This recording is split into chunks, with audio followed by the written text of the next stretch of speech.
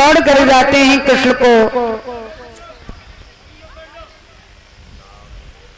जैसे ही लगा मेरे मित्र बचपन के सुदामा मिलने आए हैं, तो सुदामा से जब मिलने गए तो भुजा पसार करके दोनों मिले और हृदय से हृदय मिला करके मिलने और देख सुदामा की दीन दशा करुणा निधान करुणा कर रे, पानी पदार्थ को हाथ छुए नहीं, आंसू के धार से विप्र के पग धोए। उन्होंने पानी को अपने हाथों से छुआ भी नहीं, इतना रोए सुदामा को देखकर, जो आंसुओं की धार से उनके चरणों को धुला। क्यों, अपने घर कोई अतिथि आता है तो भगवान का रूप होता है। भगवान समझकर सुदामा का सत्कार किया, बराबर बिठाया। रुक्मिणी से कहा जाओ 56 प्रकार के व्यंग लेके आओ। 56 प्रकार के भोजन बनाए, भगवान कृष्ण अपने हाथों से खिलाए हैं। और बाद में कुशलता पूछी, मेरी भाभी कैसी है? ठीक है। भाभी ने भेंट में क्या भेजा? बोला कुछ नहीं, कुछ नहीं, ऐसा हो ही नहीं सकता है। देखा बगल में दबी चावलों की पोटली छीन ली और बोले भैया अभी तुम्हारी पुरानी आदत ये नहीं छूटी है, ऐसे तुमने मेरे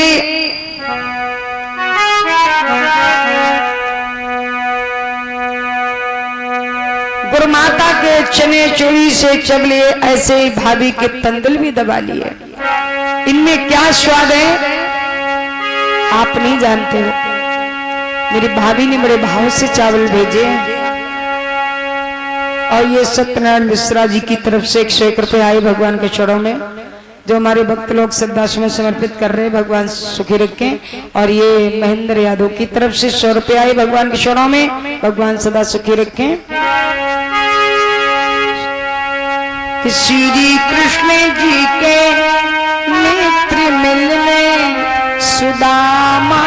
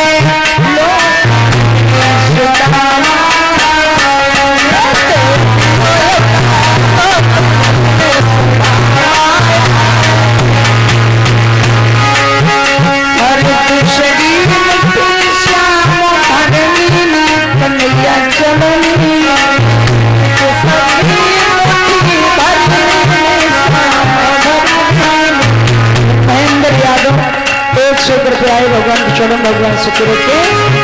अरे शरीर श्याम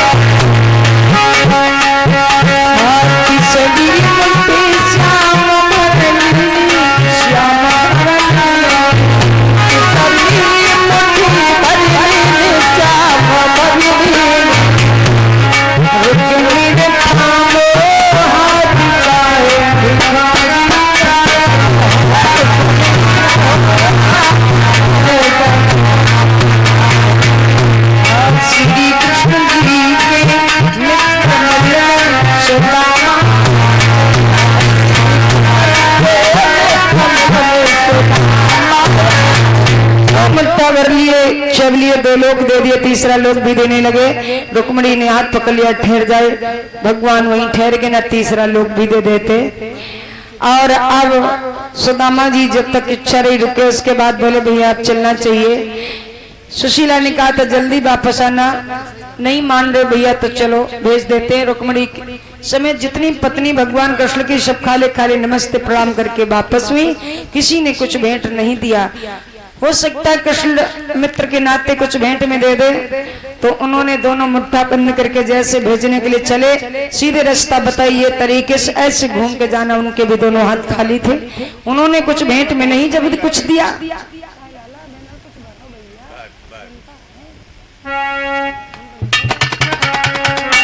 बोलिए कृष्ण भगवान की। तो श्री सुखदेव जी कहने लगे, हे राजन परीक्षित, बड़े गुस्सा में जा रहे हैं और ये 100 रुपया घर की तरफ से आए हैं, भगवान सदा सुखी रखें। तो गुस्सा में जा रहे हैं कि देखो कन्हैया ने तो कुछ नहीं दिया, सबसे कंजूस निकला। तो माया भी 5 चोरों को खड़ा कर दिया। चोरों ने देखा, सुदामा जो कुछ पास में सो हमें दिए जा। सुदामा बोले भैया कुछ नहीं, फटे पुराने कपड़े चीर फाड़ दिए। तो डरने लगा, बोले सीधे चले जाओ।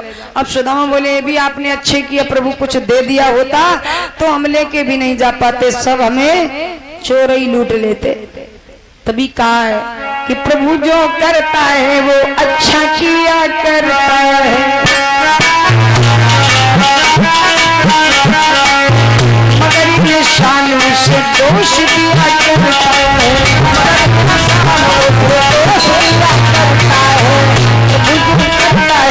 अच्छा किया करता है,